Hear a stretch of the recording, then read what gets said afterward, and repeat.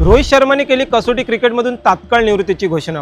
हो, खरंच भारतीय संघाचा कर्णधार आणि सर्वात नावाजलेला खेळाडू रोहित शर्मा याने कसोटी क्रिकेटमधून निवृत्तीची घोषणा केलेली आहे।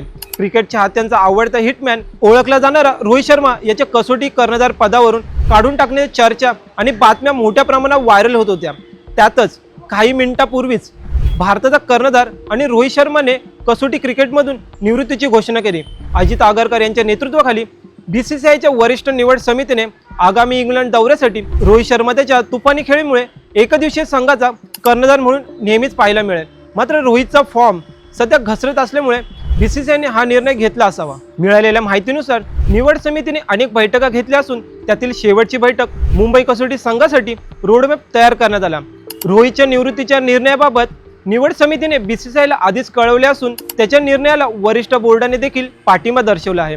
रोहित शर्माने त्याच्या इंस्टाग्राम अकाउंटवर स्टोरी शेअर करत म्हटलं की सर्वांना माझा नमस्कार, मी फक्त एवढे सांगू इच्छितो की मी कसोटी क्रिकेटमधून निवृत्ती घेतोय। कसोटी सामन्यामध्ये माझ्या देशाचे प्रतिनिधित्व करणे हा एक माझ्यासाठी सन्मान होता। गेल्या काही वर्षापासून मिळालेलं प्रेम आणि पाठिंब्याबद्दल तुमच्या सर्वांचे धन्यवाद। मी एकदिवसीय क्रिकेटमध्ये प्रतिनिधित्व करत राहील। हा व्हिडिओ तुम्हाला कसा वाटला आम्हाला कमेंट करून नक्की सांगा आणि अशाच नवनवीन व्हिडिओसाठी पाहत राहा लोकशाही मराठी।